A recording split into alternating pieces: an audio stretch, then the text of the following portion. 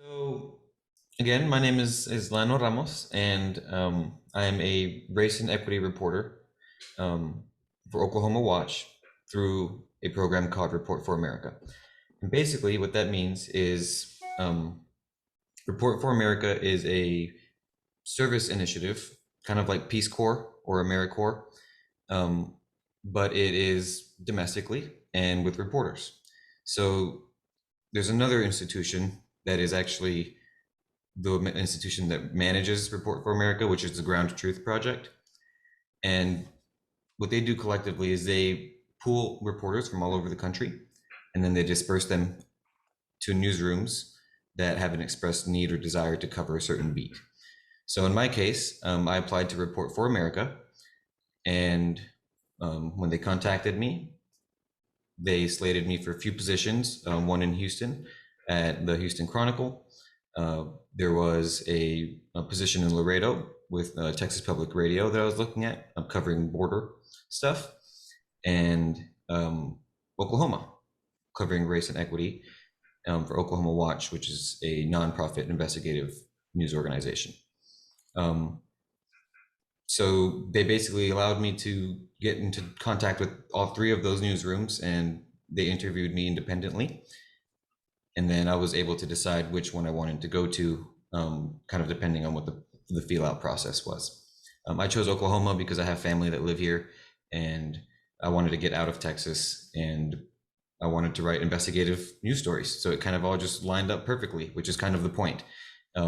So my position is I'm an employee for the organization of Oklahoma Watch. And then since it's a nonprofit, my funding is split between Report for America and then local community funding to the organization. So yeah, as far as my beat, race and equity is a really broad beat. It basically involves almost every other beat that you could think of and highlights where different racial and ethnic communities have been either historically or contemporarily underserved and underprivileged. So we work to connect with those communities. I try to do it on a more human level. It can be very easy to report about someone, and we try to keep in mind to report for people to make sure that they are informed, and we can help them with the information that we get to increase equity, which is fairness and justice, for those of you that don't know. So yeah, so that's kind of the introduction. Where we go from here? People can write a question in the chat, or you could tell us what's the latest story you've worked on. Sure. So the latest story I did was a story about the Afghan refugees that were being brought to the United States. Oklahoma has a pretty good track record of receiving refugees. In the 1970s, in the 1980s, at the end of the Vietnam War, a lot of people from Burma at the time, which is now Myanmar, Cambodia, Vietnam, all kinds of places, Laos, they were refugees. They came to the United States, and Congress actually passed a bill that made it easier for people from those specific regions to show up and resettle and integrate with the American society. And during that time in Oklahoma, a lot of those people came to the state, and so they've done it before. And at the time, late August, when a lot of the people from Afghanistan were being airlifted out on very short notice, there was a lot of conversation as to whether Oklahoma was going to do that again, take people from a similar situation and help them resettle in the country. And the governor made a weird tweet where he welcomed Afghan refugees to Oklahoma. Governor Stitt is our governor, Kevin Stitt, and which made me question. I was on Twitter when I saw this. I was just not even working. It was like the weekend or something, and I saw the governor's tweet saying that he welcomed Afghan refugees to Oklahoma to resettle and integrate. And so my question was, what can the governor do to get people all the way from Afghanistan here to all the way in Oklahoma? And how well, how conducive is Oklahoma, the Oklahoma community, to receiving Muslim Afghan refugees from a race and equity standpoint? And that story was actually probably my favorite one that I've ever written, as far as having to source the people. Um, Starting completely from scratch.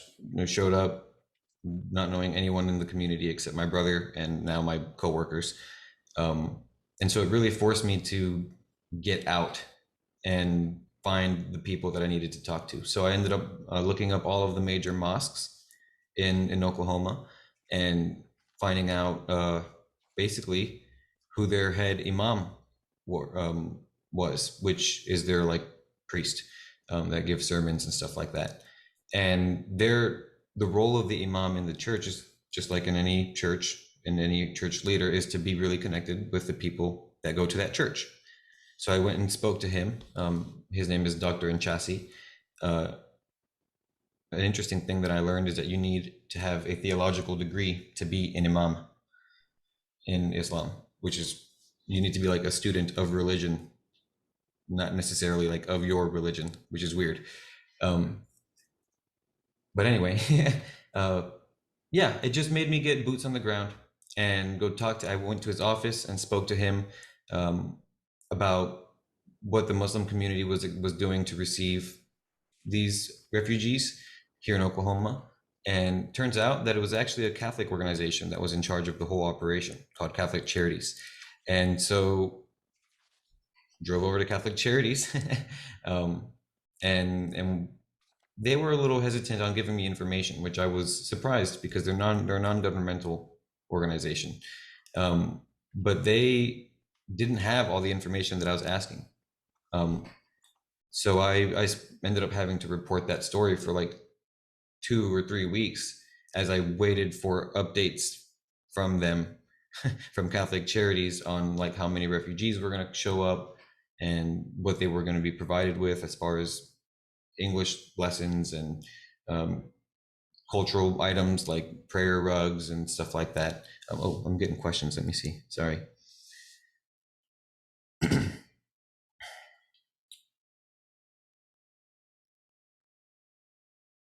guess I'll go with how did working for the Ranger prepare me, since that's the most relevant. Um, so for my role right now, it's a little bit different from what I experienced at the Ranger. I write investigative news stories, which tend to take a long time, and a long time is like a week and a half, 2 weeks, maybe. Um, but with that at the Ranger, kind of the same thing. The focus was a little bit more on daily, weekly, um, but we had that newsprint to put out. We don't have a newsprint where I work now. It's just all online, so we can make it any length we want. Really, there's not really a limit on that. But when it comes to, there's a sticker. It's not on the back of this computer because this is my work computer, but I got a sticker that I put on the back of my computer that says who, what, when, where, why, and how. and and I still use that very much today. And my editors here have never mentioned it to me, not once. And that's either a good thing or it's just a different thing. I don't know. What I get here, which is kind of similar, is news, impact, human dimension, context, and what's next. Which, if you think about it really hard, you can fit who, what, when, where, why, and how into that. But there's nothing like the perfect word, first of all. And there's nothing like being as succinct as possible. And who, what, when, where, why, and how. If you can answer those things, you can write really any news story. Um, and that is probably the biggest thing that I got out of the Ranger, was being able to just break down my thoughts, which can be very complicated, into those basic ways of arranging them. Maybe journalists, about good habits to pick up while starting off. uh, Read Read all the news that you can. Is a good habit. Read it. So we call it here actually a healthy journalism diet. Set Google alerts for things that interest you. If you don't know how to do that, go to Google and type in Google alerts. And then what you can do is you can type in, for example, my latest Google alert that I made was Afghan refugees, Oklahoma is one of them. And then the other one is Afghan refugees. So now every day I get news stories from Google of sources like the Times or whatever, it depends on where it is, where the story was written. Credible news sources that give me information that I need to write about my beat in my state. They provide context, they provide potential sources, they provide all kinds of stuff. And you will just be so happy when you are expected to put a story out at the end of whatever week, and that's also the week you get paid, but you haven't put that story out and you feel bad because you have to meet deadline and you're also on salary. It's a time is of the essence. I cannot stress that enough. And I don't have hard deadlines. I need to make that clear. My editors don't go here at this organization specifically. They don't say this story needs to come out on this day. They say, this is the story, write it. And then it's kind of my job to be like, okay, I have a week at least to write this story, is kind of how it goes. But I can't do that if I don't have a healthy journalism diet. If I'm not reading news every day, our news and other people's news. And you will kick yourself when you don't do that, because then when you go to the journalism socials that happen around town and you're at a bar and there's a journalist from the Oklahoman or the, in my case, the Frontier, and they're like, oh, I was right, I wrote that story about X, and you don't know about it, you're gonna be really stumped. Because it happens. And then you're gonna feel even worse when someone walks up to you and is like, hey, that was a great story, and you've never even heard of them, and they walk up to you and say good job. So you kind of, it's about one, I mean, you're a writer and or a journalist or photographer, it doesn't matter how you create the news or the content, there are other people doing it. And it's kind of like it takes one to know one, like it takes someone that is doing the work to recognize how much work it takes. And you get that if you read people's work. I promise you have that social ability, and it helps you grow into a better journalist by having those connections. And then you can just ask them for sources. Hey, I need to call this person, do you have their number? I got the governor's uh, the governor's communications director, I got her cell phone number by doing that, something that she did not want to give me. When I was like, hey, do you have a cell phone number over email? And she was like, use my office number. I was like, okay. And then I turned around to someone at the Oklahoman and was like, hey, do you have her cell phone number? And they're like, yeah, here. And so I called her that day. And she didn't say anything about it. It's come almost like she knew it was going to happen. So just keep that in mind, that like it's your job. Let's see.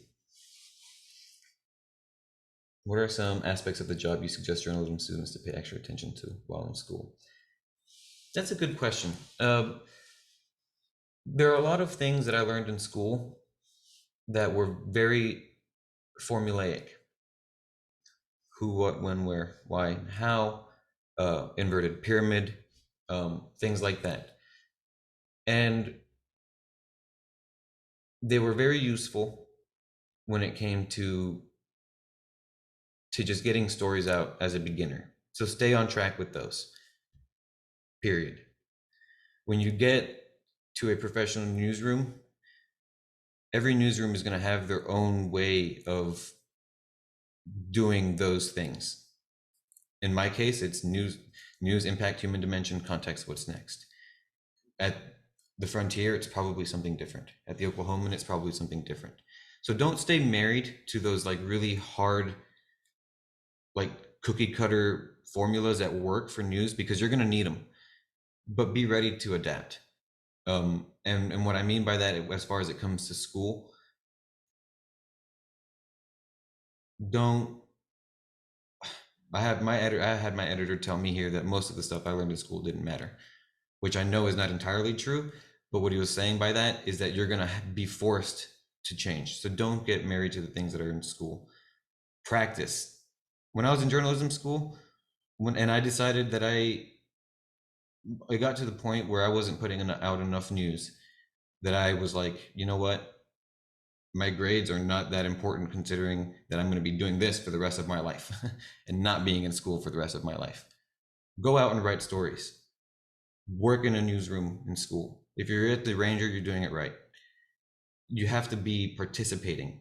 That's the most important thing in school. If you're not getting the experience, then you're going to be at a complete loss when you get to a professional environment, because they're going to expect you to know. And when they pull things out that are new to you and they expect you to know, it's your responsibility to ask questions, of course, because they're there to help you as well, but also to be able to adapt and know what that news organization, the professional news organization, is expecting of you. And it's not going to be sitting down doing homework. I guarantee it. It's going to be going out, reporting, calling people when you feel uncomfortable, asking questions you don't want to ask, making people. It's just like that, and those are the things that matter. If you are friends with your sources while you're in college, you need to ask them harder questions. Because when you come back, when you come to a professional environment, I was beating myself up. I'm writing a story about unemployment benefits right now, and a lot of people have been overpaid these benefits. And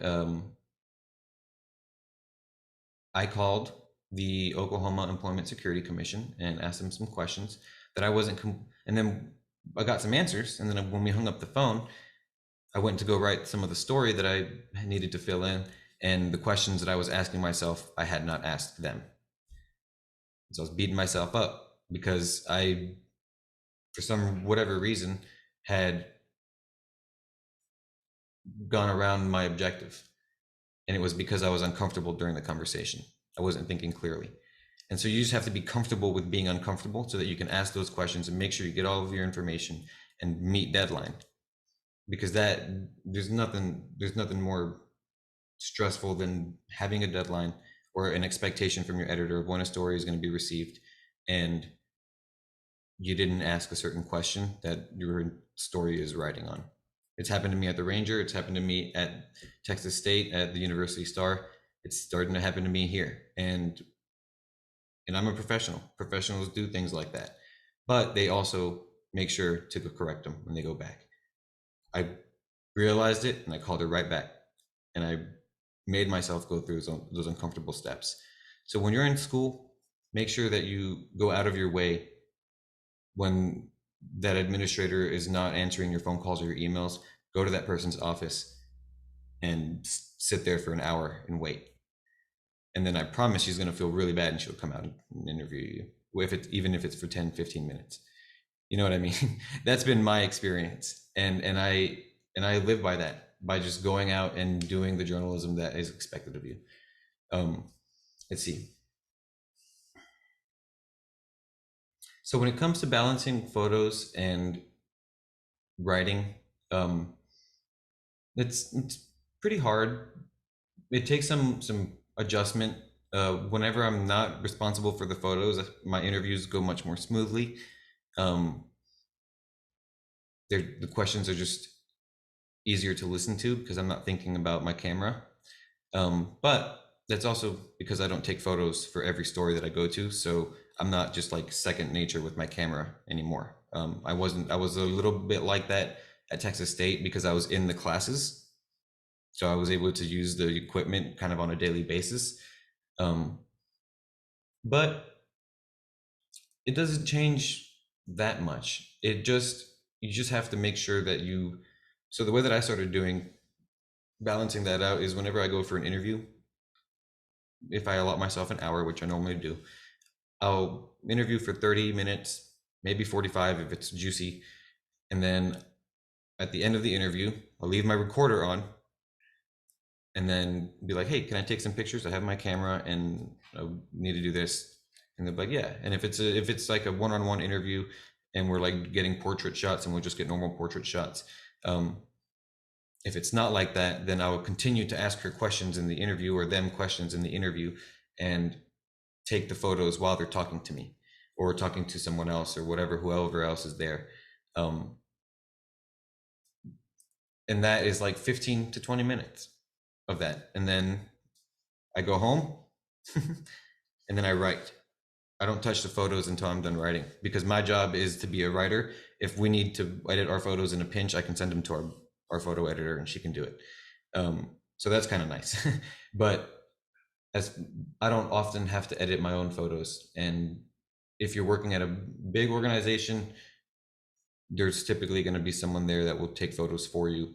Um, if, at a place like mine where there's 5 people on staff, um, pretty high chance you'll take your own photos, but there's never the expectation that you're gonna, if you're a writer, which everyone except one of us is, um, then there's not an expectation for you to have like brilliant edited photos and stuff like that. You can just send them in and they can just touch them up. And when I mean edited, it's just like a brightness check, not like anything, no color or anything like that. I know you guys probably know that, but I I wanted to make sure Trisha knew that I knew that.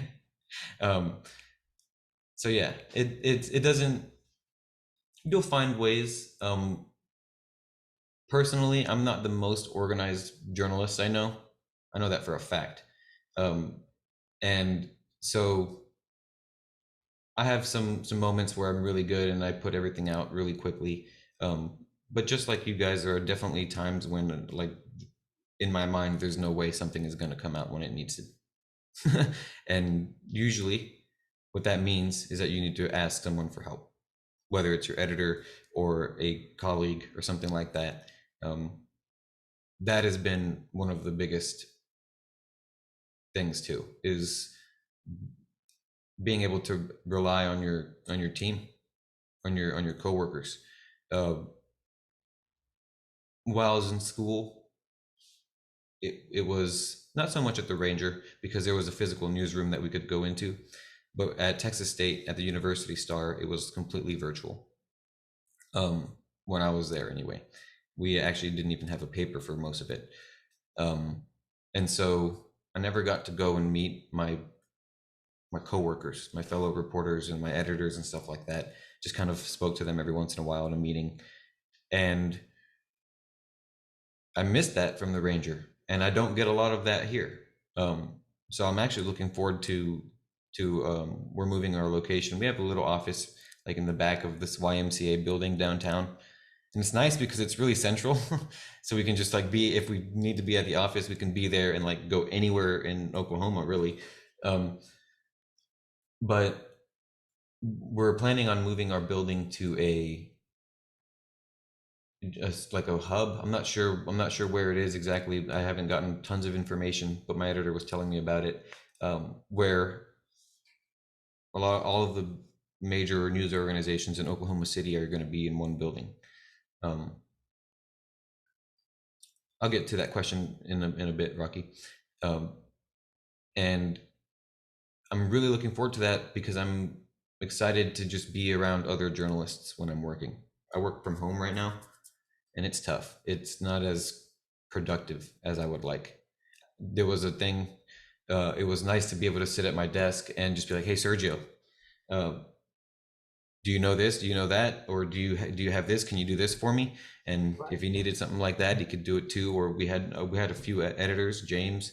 Um, there were a few people that I could rely on at the Ranger, and I still find myself needing that as a professional. Um, were you going to say something, Sergio? Saw your little mute come off. No, it's like, do you need? You were like, can you help me with something? Or do you know something, Sergio? And I was like, do I? Oh, yeah, yeah, that is true. You would always say that, but um, as far as the race and equity beat, it was not something that I planned on covering. No, I didn't even know that existed when I was at the Ranger. I don't think it did. I don't think it was like a mainstream beat a few years ago. It's been a transition in the industry to make the coverage more equitable, to show more representation in coverage. Um, and so, to be completely honest, I think that it's a little vague of a beat, because there are so many things that happen that have to do with race and equity, I'm not covering one kind of story. So there's not like a focus. Um, there's not a focus like health or like policing or like in the environment. All of those things have race and equity stories. For example, um, there was a Supreme Court case that passed, um, called the McGirt case, McGirt, um, versus, I don't want to chop it up, so I'm not going to finish it.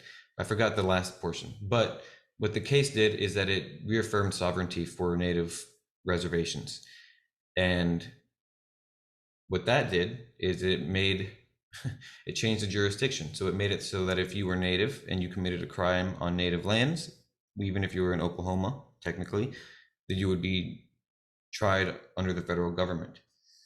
Um, and so a lot of people that are in prison now in Oklahoma are trying to prove that they have Native DNA if they were tried under the state government, so that they can get retried under the federal government and out of the state system.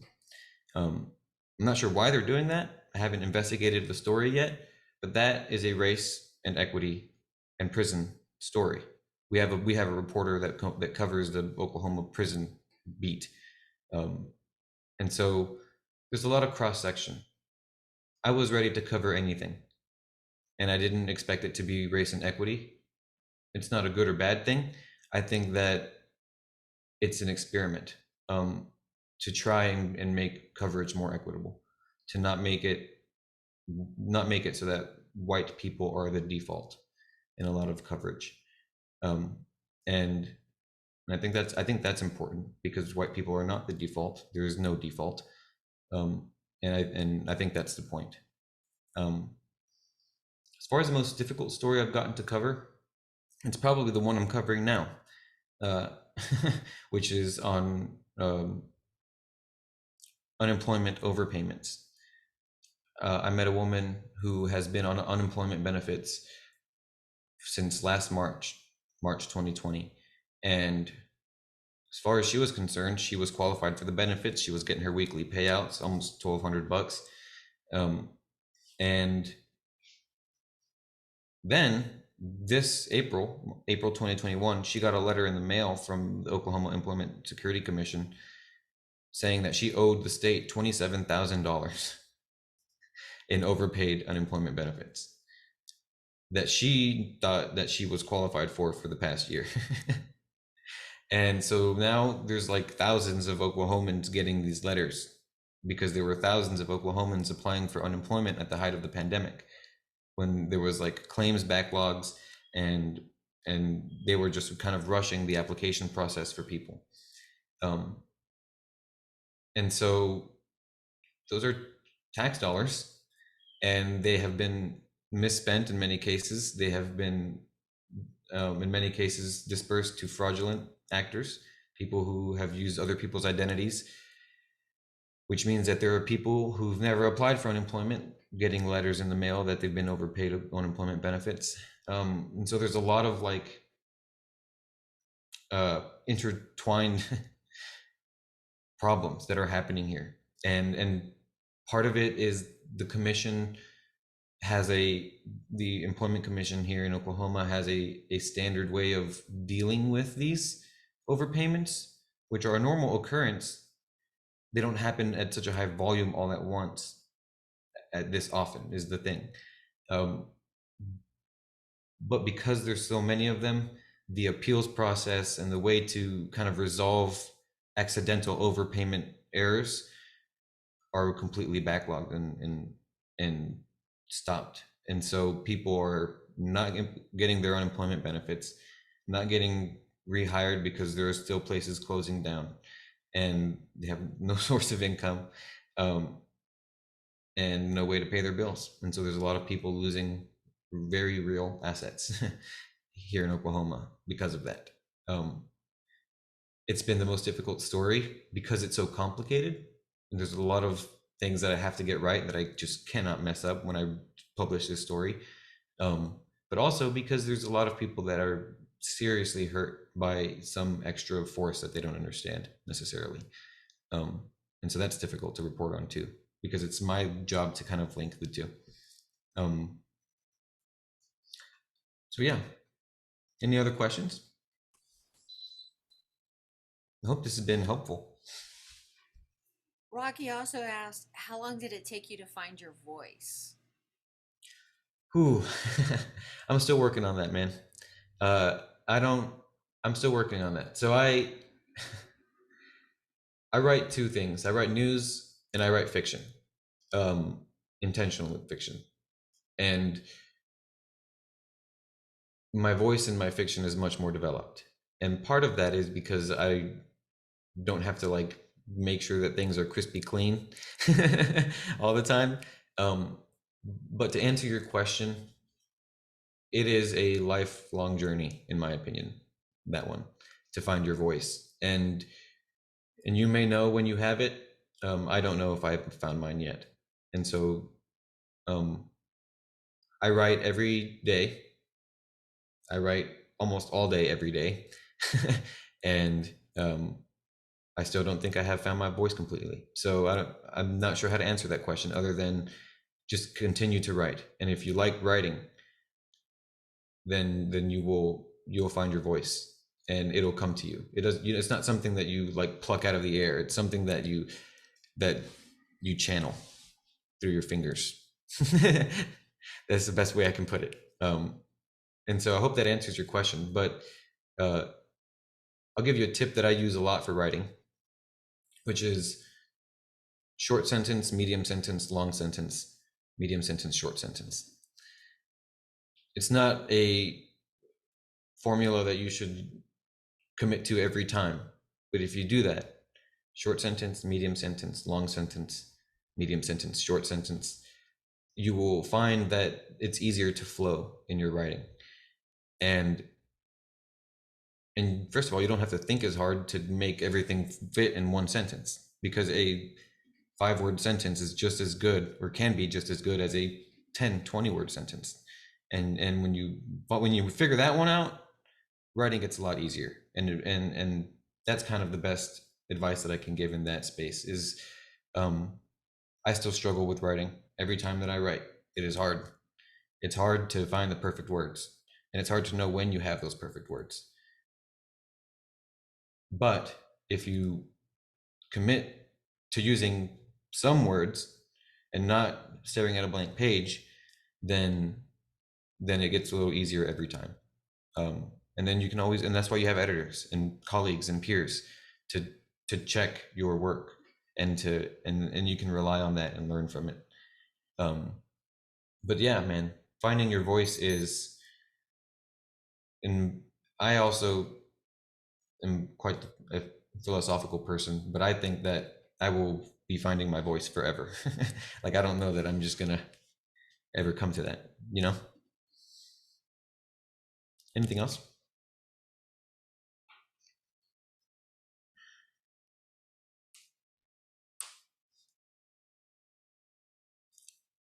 You might be muted if you're talking, Veronica. Okay. Do you like being in Oklahoma? Yeah. Yeah, Oklahoma is actually pretty cool. There's not like, one of the main things that I don't like about it is that you can't swim in any of the body of waters because they're all man-made, which is not the case for Central Texas.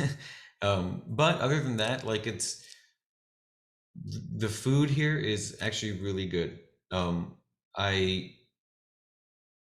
I get a lot out of being able to or not create, but find myself in a new place. I learn a lot for myself when I experience change that way.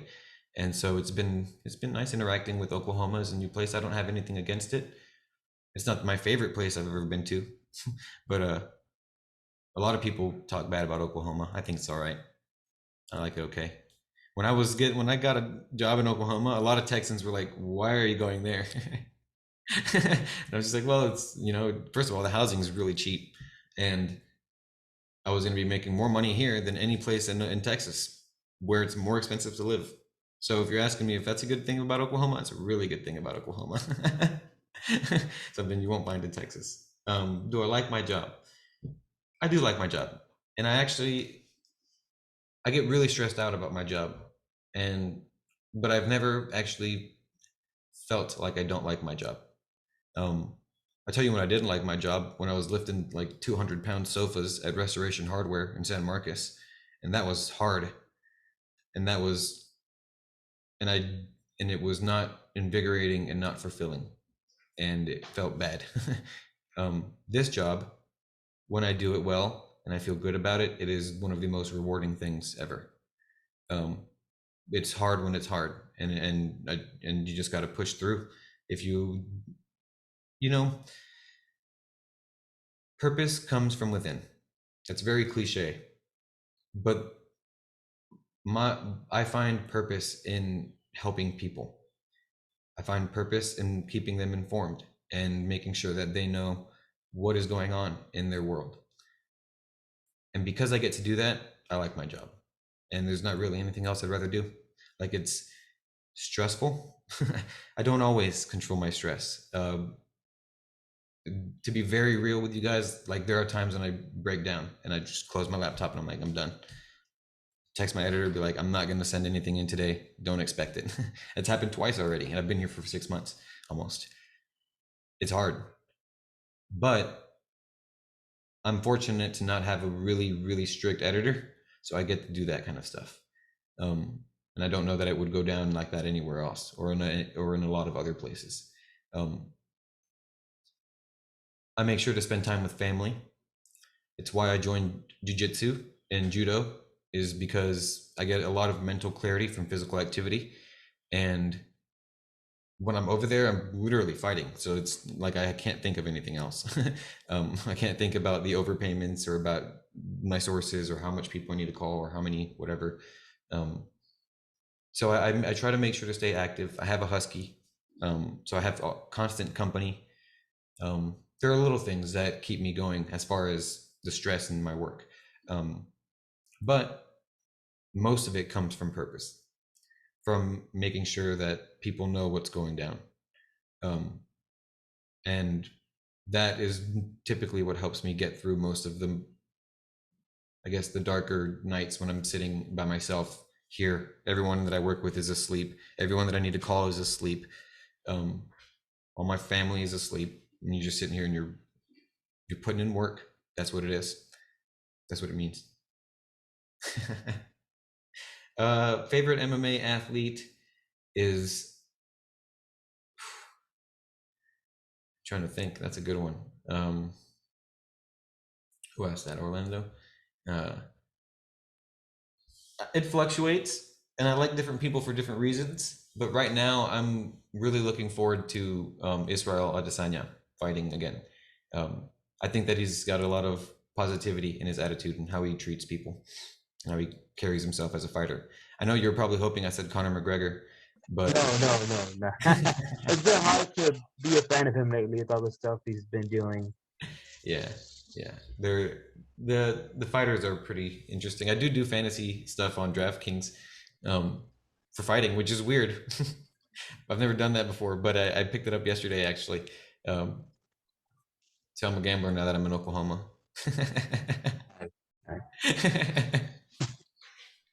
But no, Israel Adesanya has been consistently one of the best role models, I think, as far as fighting goes. He's just he's got it figured out. Like, he's very in tune with what's happening around him, and I strive to be that way because I need it for journalism. I know you said, do you ever see yourself like trying to freelance, like in the MMA road or anything like that? I have thought about it. So one of my biggest inspirations in journalism is Hunter S. Thompson, which, if you have not read Hunter S. Thompson, you need to go do that as soon as we're done with this conversation. Because, huh? Can you put that in the chat box? Yeah, definitely. And he is not just a sports writer, but the sports stories that he writes are great, and it's a specific kind of journalism. I wouldn't ascribe to today's journalism, or I wouldn't try to mimic it when writing today's journalism. but it really gives you a good idea of how to mix the creativity part of writing and the journalistic part of writing. Um, and he does it really well with sports stories, because he goes to these sports events and he writes the sports event from his first person perspective about the people that are there. And it's less of like a public service kind of journalism and more of like a societal criticism kind of journalism, which it's called gonzo journalism if you're interested in what what it looks like. But not a lot of people write like that anymore. The closest thing is probably Vice, but that's like a whole organization that focuses on that kind of edgy style. Whereas Hunter S. Thompson was just an edgy dude that wrote like that, and so it's way better. Um, I really want to cover the environment. I wrote a story at Texas State about the migration patterns for monarch butterflies, and basically how they were. I forgot the numbers exactly. It's been a while since I've read that story again, but there were like 2% of butterflies every year dying on Texas highways. You know how when you're driving in that area and there's butterflies and you're like in October and you're like hitting them with your windshield? That's what that is. It's monarch butterflies migrating from like the north part of America all the way down to Mexico. And so many of them die on Texas roadways. And so there are like the Texas, or the state of Texas is like putting like monarch butterfly way stations throughout the state so that they can go there and like reproduce and feed and stuff like that and not die so often, so that they can make it all the way back. Every year 2% of the butterflies get killed, and every year there's less butterflies, which means that every year more and more butterflies are dying. Like racial, like proportionality wise, it's like I feel really strongly about the environment. Those butterflies do a lot for like Fredericksburg peaches and stuff like that. And so I don't know. Let's see. Planning on transferring to Texas State. Get involved with the news organization or the radio station ASAP. It will be more beneficial than any class that you take, in my opinion, because it's going to force you to be a journalist. There is, and another advice is to not think of yourselves as student journalists as much as possible, because a lot of people, not so much in the journalism industry, but people who don't understand what journalism is, think student journalist, and they think I don't have to give this person the time of my day. And it's not right, but it's true. And so when you're at your news organization, whether it's at Texas State or anywhere else you go, carry yourself like a journalist, and just, I wouldn't even write student in my emails. I would be like, hey, I'm a journalist covering this for this news organization. That way they just give you, and they can look it up themselves if they choose to do that. But if they don't, then they won't know that you're a student journalist, and then you can just tell them. Just be like, hey, now that I have you on the phone, I cover this for Texas State, by the way. You know what I mean? So that's a big one, is to carry yourself with authority in that sense, and not like do what I say authority, but like, I am the journalist. I am learning about this, and when I write about it, I am the one that knows, and this is why, and this is how. You know what I mean? So that way, when people read your stuff and they don't agree with it, they have less room to berate you and make you feel bad for how you do your journalism. I think that's important, especially when you're learning to do it in school. And when you get those big projects in your classes, put work into those big projects, because they're going to teach you how to use your equipment. They're going to teach you how to actually be practical and efficient in your interviewing and all that stuff. Because if you're not as heavily involved in the news organization as you should be, that's going to be your makeup for it, for being like holding the cameras and being awkward while you're setting up the stuff for the portrait and whatever it is. Like, you have to just get through that stuff in school, so that whenever you're a journalist and you go to someone's office, you're not like, oh man, this is intimidating. You know what I mean? Like it, because it can be. There are people, you go to really almost any executive person's office and it's like bookshelves and big desk and like, so it can be a little intimidating. But carry yourself with the authority of a journalist. Not in a bad way. Don't be aggressive about it, but know that it's your job to learn and to know. And when you put out that information, that you are doing your job, and because that's important to recognize. Um, if you don't know something fully, it can be very easy to be insecure. There's always room for one more phone call. There's always time for one more phone call. I hate making phone calls. I'm so awkward on the phone, but you have to do it. And it gets easier, I promise. It gets so much easier because eventually you need it. You need the information so bad and in such short notice that you don't even have room to feel nervous, like, or time. Like that's really how it goes. So just there's always time for one more phone call, and make strong professional relationships with your advisors and stuff like that. I didn't get the chance to do that as well as I would have liked at Texas State. Again, it was all virtual, but I get a lot out of just keeping up with the Ranger on the Facebook Kids or the Ranger Kids Facebook. I just like to see what you guys are doing. Like it's really like that, and that helps me feel good about where I'm at because like it's been 4 years and I've learned so much, but I've never forgotten the stuff at the Ranger. I've forgotten some of the stuff I've learned at Texas State, but because I've had the support that I've had at the Ranger, I I remember that stuff and I use it. You know, like it was at the Ranger when I learned how to put data into the back end of a picture so that wherever you took that picture, there was the same caption and the same everything on there. That's where I learned how to do that. I didn't learn how to do that at Texas State. And when I got here and I took pictures for the first time, it felt really good to just be able to do that. You know, and not be like, "Hey guys, I've never done this before." Like, and I remember thinking like, "Trisha, I'm never gonna take this many pictures. Like, I'm a writer. Like it's never gonna be like this." Or like, you know, and it totally is like that.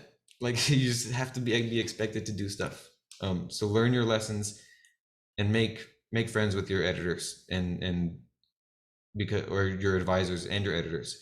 Um, I've asked Sergio for a thing or two in the past few years, a question about this or I don't know, random stuff. But there are people that I can go back to that I rely on, that have helped my journalistic career, and that I think that is one of the biggest things that you can go away with from school. I told Trish the same thing. I was like, I'm a writer, but I guess I'll do this photography thing for a while because I'm in Dr. Lowe's class. Yeah, no, I was in Dr. Lowe's class too, and I learned so much. I learned things in Dr. Lowe's class about like light and like stuff that I didn't even know I was going to have to use that don't involve pictures really. Like physics. Like, and it's important. It's important because it happens every day, and then when you notice that you needed that information, you're going to be like, "Man, I'm glad I remembered that." And that's not so bad. Yeah, like And sorry. no, This go week ahead. No, please go ahead.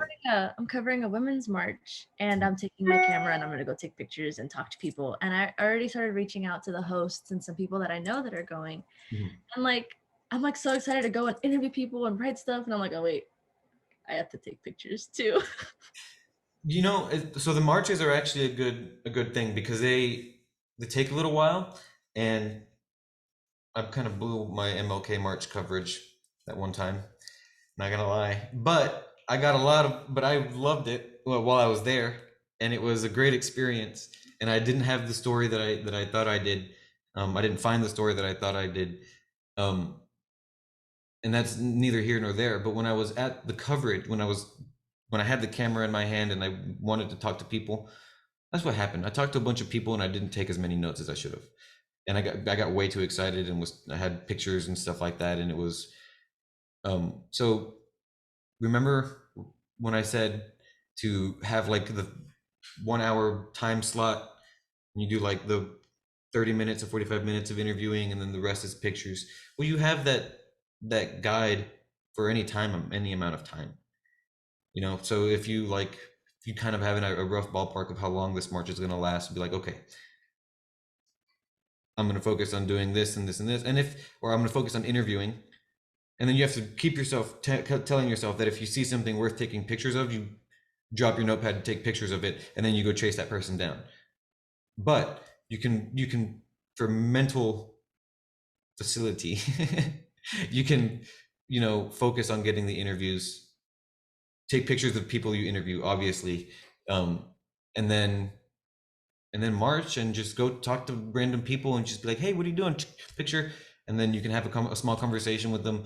Yeah, because if you walk up to someone and you're without saying anything, they're gonna be like, and then you're gonna get pictures of them frowning at you.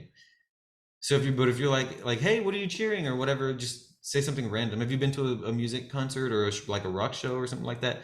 It's like that. You don't say sorry to the person you bump into, right? Not every time. And so it's kind of like that. You walk up to someone and be like, oh wow, they're doing something interesting. Get the action. Get the picture first. The picture comes first because you can run towards that person. You can't put them in the same positions. I can't stress that enough. So get the action, get the moment that you noticed or that you felt was coming, because that's typically how it works for me anyway, is I kind of feel like this anticipation of something building up. And so I follow it with my camera. And then if I get the picture or I get whatever pictures, and I go back and I talk to those people. Sometimes you lose a person that you take a picture of, and that happens, and that's okay. Get enough pictures. I take 5,000 or 5,500 to 1,000 photos every time I take pictures. And it's a lot for my one photo editor that I kind of feel bad for, but she probably does the same thing. I haven't really asked her, honestly, but she probably does the same thing. 500 to 1,000 photos per time you go out and shoot. Carry multiple SD cards and multiple batteries. Dr. Lowe, you taught me so much. I didn't it really was when I was learning this stuff that it was I'm never going to need 3 batteries. I don't take that many photos. I'm never going to need, and it was it felt like it was the intensity of the work, or not the intensity of the work, the things that actually happen on a daily basis when you're reporting and taking photos. It seemed like they were so exaggerated, but they're not. I'm telling you that now. They are not exaggerated. It is not an exaggeration to carry 3 or 2 camera batteries and multiple lenses. That's why you see people running around on TV. When you catch a glimpse of a journalist on a TV coverage thing, and they're running around and they have 3 cameras and a book bag, and that's what it's like. Everybody's stressed out. Everybody's high pace, and you just kind of go with the flow. You get with it, and you do it enough times, and you get used to it. You stop thinking about the ISO and the exposure and stuff like that. You just see it, and it happens, and it kind of whatever. I'm not there yet, but I'm starting to feel that. I have to stand with, make friends of your advisors, read all the news you can, and don't forget to take breaks. That's a big one. Don't forget to take breaks, because as stressful as it is, if you got the picture and you did the reporting, the story is not going anywhere, and someone might write it up from under you, but your mental and emotional health come before that.